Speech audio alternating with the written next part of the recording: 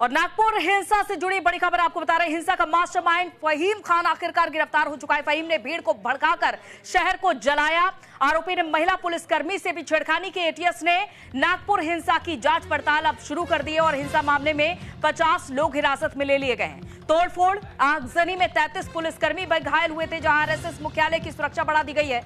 नागपुर में हुई हिंसा के पीछे फहीम खान का हाथ होने का खुलासा हुआ है। पुलिस के अनुसार फहीम खान ने 500 से ज्यादा लोगों को इकट्ठा किया और हिंसा भड़काई और भीड़ ने महिला पुलिसकर्मियों के साथ छेड़छाड़ की कोशिश भी की और पुलिसकर्मियों पर हमला भी किया। यह घटना औरंगजेब के खिलाफ विरोध प्रदर्शन के बाद हुई। दरअसल औरंगजेब की कब्र को लेकर एक ऐसी अफवाह जिससे पूरा नागपुर हिंसा की आग में झुलस उठा। सोमवार रात भड़की इस हिंसा की तपिश आज भी यहां की गली मोहल्लों में देखी जा रही है। सड़क पर लोग ज्यादा पुलिस का पहरा नजर आ रहा है, जहां लोगों से ज्यादा पुलिस नजर आ रही है। सोमवार की हिंसा से लोग सहमे हुए हैं और संभल कर घर से बाहर निकल रहे हैं कि कहीं ऐसा ना हो कि हिंसा फिर से भड़क उठे, क्योंकि जो तस्वीर लोगों ने अपनी आंखों से देखी उसका मंजर लोगों के जहन से अभी उतर नहीं रहा है। और नागपुर के महल समेत 10 संवेदनशील इलाकों में भारी पुलिस फोर्स की तैनाती कर दी गई है। महल इलाके में मौजूद आरएसएस मुख्यालय के चारों तरफ पुलिस का घेरा कड़ा कर दिया गया है। दर्ज हुई है, 50 लोगों पे अभी तक हम डिटेन कर चुके हैं। उसके ऊपर कार्रवाई शुरू है। अभी साइबर सेल की सहायता से हम स्क्रीनिंग कर रहे हैं। जो दंगों में दंगा भड़काने में या जो कानून हाथ में जो लोग ले रहे हैं उनके खिलाफ हम सख्त कार्रवाई करेंगे। बिल्कुल साइबर सेल हमारा पूरा उसमें ऊपर काम कर रहा है। जैसे जैसे इनपुट्स आएंगे उस हिसाब से हम उनके अगेंस्ट में कड़ी कार्रवाई करेंगे। तो नागपुर हिंसा पर लगातार सियासत भी तेज हो चुकी है। हिंसा को लेकर प्रतिक्रियाएं भी सामने आ रही हैं। राज्य सरकार की जिम्मेदारी होती है कि एफआईआर जो लोग उसमें शामिल थे, जिन्होंने दंगे भड़काए हैं, उन सब पे कार्रवाई हो। और अगर इनको पुलिस ने उन पे एफआईआर दर्ज किए हैं तो यानी उनके कुछ न कुछ रोल रहा होगा। कोई छोटी पार्टी तो है नहीं है वीएचपी और बजरंग दल, और उनका इतिहास सबको भी पता है। क्या उनको भारतीय जनता पार्टी उनका इस्तेमाल करती है, उनको आगे रखकर ऐसे विवाद खड़े करती है, ऐसी हिंसा करती है और फिर उनपे दो चार केस दर्ज कर देती है। मैं पूछना चाहती हूँ, मुख्यमंत्री ने जो भड़काऊ भाषण दिया था संसद असेंबली के अंदर, उनपे कब कार्रवाई होगी? नीतीश राणे ने दिन रात वो अपना मुंह खोलता रहता है, उल्टा सीधा बकवास करता है। उसके बाद मुझे आश्चर्य है इसका। हमने मुख्यमंत्री जी का बयान सुना है। उन्होंने कहा है कि मुस्लिम पक्ष की ओर से ये पूर्व तैयारी के साथ था, ये पूर्व नियोजित था। उसके लिए लोग बाहर से बुलाए गए थे, अन्य प्रांतों से भी बुलाए गए थे और उनके पास में पेट्रोल बम्स वगैरह इतनी बड़ी मात्रा में जो उन्होंने फोड़े वो तत्काल उपलब्ध नहीं हो सकते थे। तो प्री मेडिटेटेड था, उसकी पहले से प्रिपरेशन थी। तो फिर ये तो नहीं कहा जा सकता कि ये हमारे उकसाने से हुआ। और नागपुर से हमारे संवाददाता पारस बैसवार हमारे साथ जुड़ चुके हैं। पारस, जैसा कि मुख्य आरोपी की गिरफ्तारी बताई जा रही है, इसके अलावा पुलिस के हाथ और क्या क्या सबूत लगे इस हिंसा से जुड़े? बिल्कुल, मैं आपको बता दूं कि जो नागपुर में जो सबसे बड़ी हिंसा हुई थी, इसका जो मुख्य जो सूत्रधार है, इसका नाम फहीम खान बताया जा रहा है, जो नागपुर के यशोधरा नगर इलाके में रहता है। और इसने ही एक भाषण के दौरान एक अपना भड़काऊ भाषण दिया था और भाषण के बाद में जो स्थिति है वो पूरी तरह से नागपुर में बिगड़ गई थी।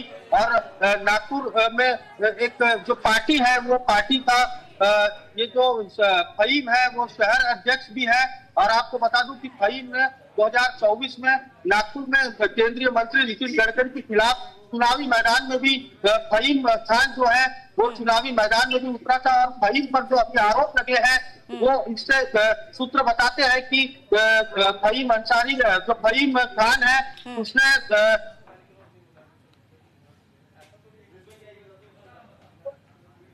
जी पारस, जैसा कि आप जानकारी दे रहे हैं कि चुनाव में भी इसे उतारा गया था, स्थानीय पार्टी से भी संबंध है और क्या कुछ अहम जानकारी मिल पा रही है फहीम खान के बारे में? माइनॉरिटी डेमोक्रेटिक पार्टी का ये जो फहीम है, ये नागपुर का शहर अध्यक्ष है। और जिस दिन हिंसा वाले दिन, जिस दिन बजरंग दल का जिस दिन आंदोलन किया गया था, प्रदर्शन किया गया था, उसी दिन फहीम ने स्थानीय जो दुबई का जो एक इलाका है महल का, वहां पर एक आपने भाषण दिया था। उसमें कई जो मुस्लिम समुदाय के जो लोग थे, और उसके बाद में जो है अचानक से हिंसा, जहाँ पर जो हालात है वो बिगड़ते चले गए। और उसके बाद में जिस तरीके से बताया जा रहा है कि फहीम के साथ में तकरीबन 500 लोगों का जो हुजूम है वो जो गीतांजलि टॉकीज से होते हुए कोमिनपुरे की ओर बढ़ा, और जहाँ पर इन लोगों ने पथराव किया, और पथराव के बाद में जो आगजनी की जो वारदात है उसको अंजाम दिया गया है। तो फिलहाल जो फहीम है वो पुलिस की गिरफ्त में है, और भी जो लोग हैं इस मामले से जो जुड़े हुए हैं वो उनकी जो तलाश है वो लगातार नागपुर पुलिस और एटीएस द्वारा की जा रही है। जिस तरीके से मुख्यमंत्री देवेंद्र फडणवीस ने कहा था कि इस मामले में जो दोषी है उन पर सख्त से सख्त कार्रवाई की जाएगी, तो इस तरीके से ठीक है पारस, आप हमारे साथ बने रहिए।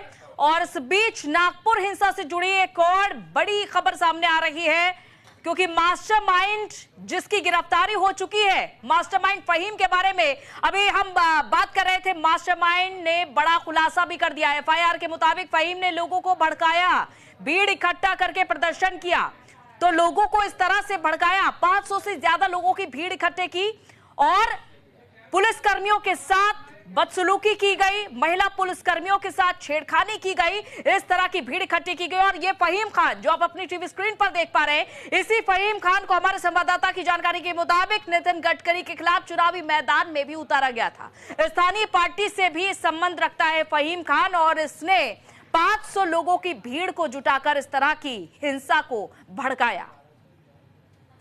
करना किसी के खिलाफ आपका संवैधानिक अधिकार है, लेकिन मुसलमानों की कलमे की चादर को जलाना ये कहाँ की बात हुई? वहाँ पर जो है कलमे की चादर को जलाई गई, जिसमें हमारे कुछ बंदों ने जाके विरोध किया और उसके बाद में प्रकरण सामने आया और पुलिस वालों ने लाठीचार्ज सिर्फ एक पक्ष के ऊपर किया, जबकि वो शांतिपूर्वक ढंग से वहाँ बैठकर सिर्फ ये डिमांड रख रहे थे कि जिन्होंने कलमे की चादर जलाई उनको अरेस्ट करो और उनको लेकर आओ।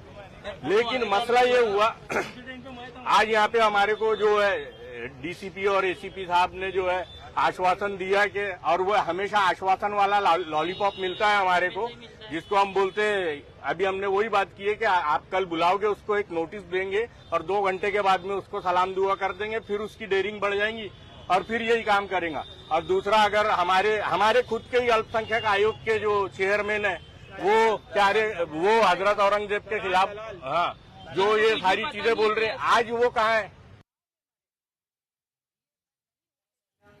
तो ये मास्टरमाइंड फहीम खान को आप सुन रहे थे, इस तरह का बयान दिया है फहीम खान ने। आप समझ सकते हैं कि प्रतीकात्मक तौर पर जो चादर जलाई गई, जिसमें बताया जा रहा है कि कुछ चीजें भरकर उसे प्रतीकात्मक तौर पर औरंगजेब की कब्र बताकर वीएचपी ने जलाया, उसका विरोध प्रदर्शन कुछ इस तरह से अंजाम देखने को मिला कि हिंसा भड़क उठी, गाड़ियां जलाई गई, यहां तक कि लोगों के घर में तोड़फोड़ की गई। तो यह है अंजाम एक विरोध प्रदर्शन का, कि ना तो किसी की जान की परवाह की जाएगी और ना ही कानून की कोई यहां पर अहमियत होगी। तो इस तरह की हिंसा को अंजाम दिया है इस आरोपी, इस मास्टरमाइंड फहीम खान ने, जिसकी गिरफ्तारी हो चुकी है और बड़ा खुलासा भी एफआईआर के मुताबिक इस आरोपी फहीम खान ने किया है कि 500 लोगों से ज्यादा की भीड़ जुटाई थी और हिंसा के लिए उन लोगों को भड़काया गया था।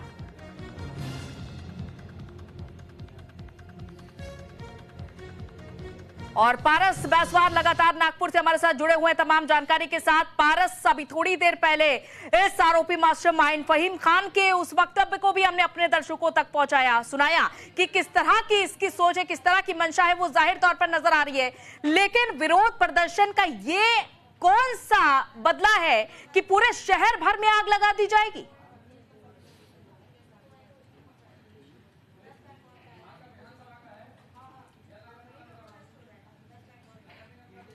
पारस, आप तक हमारी आवाज पहुंच पा रही है? शायद पारस तक हमारी आवाज नहीं पहुंच पा रही है, लेकिन एक बार फिर से हम आपको ये जानकारी दे दें कि नागपुर में 17 मार्च को महाल इलाके में जिस तरह से हिंसा भड़की थी, न सिर्फ घरों में तोड़फोड़ की गई, न सिर्फ गाड़ियों में आग लगाई गई, बल्कि 23 से ज्यादा पुलिसकर्मी भी घायल हुए और महिला पुलिसकर्मियों के साथ छेड़खानी भी की गई।